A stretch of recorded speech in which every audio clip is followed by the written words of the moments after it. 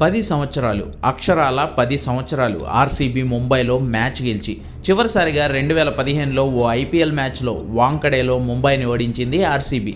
ఆ తర్వాత మళ్ళీ ఇప్పటివరకు ఆ ఫీట్ సాధ్యపడలేదు. కానీ ఈసారి ఆర్సీబీ దూకుడు మీద ఉంది. లాస్ట్ మ్యాచ్ గుజరాత్ టైటాన్స్ మీద ఓడిపోయినా అంతకుముందు కేకేఆర్, సిఎస్కే లాంటి బలమైన జట్లను ఆర్సీబీ మట్టి కరిపించింది అన్న విషయం మర్చిపోకూడదు. ప్రత్యేకించి చెన్నైని చపాక్ స్టేడియంలో 17 ఏళ్ల తర్వాత ఓడించింది ఆర్సీబీ. అంతటి దూకుడు చూపిస్తున్న ఆర్సీబీ ముక్కుకు కళ్ళెం వేయడానికి ముంబై అంత బలంగా ఉందా అంటే ఇప్పటివరకు లేదు. కానీ ఇప్పుడు ముంబై శిబిరంలో కొత్తగా ఓ శక్తి వచ్చింది.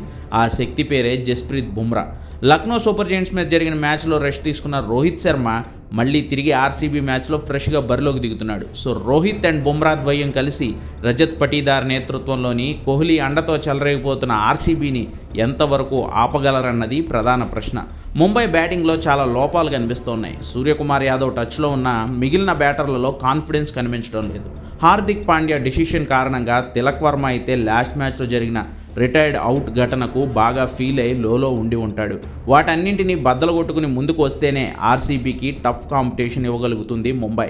బౌలింగ్లో బుమ్రాతో పాటు యువ సంచలనం అశ్వనీ కుమార్, స్పిన్ సెన్సేషన్ విఘ్నేష్ పుత్తూరు చెలరేగాలని ముంబై కోరుకుంటోంది.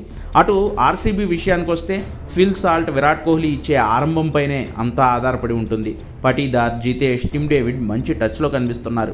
ఇక బౌలింగ్లో హ్యాజిల్వుడ్, భువనేశ్వర్ కుమార్, యశ్ దయాల్, సుయాష్ శర్మ కలిసికట్టుగా రాణించాల్సి ఉంటుంది.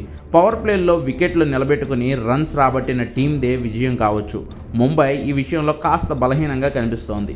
మరి పాండ్యా సేన దీన్ని ఓవర్కమ్ అవుద్దో చూడాలి.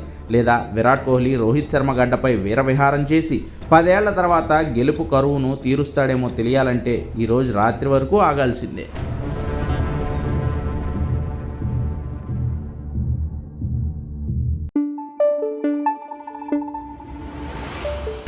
Thank you.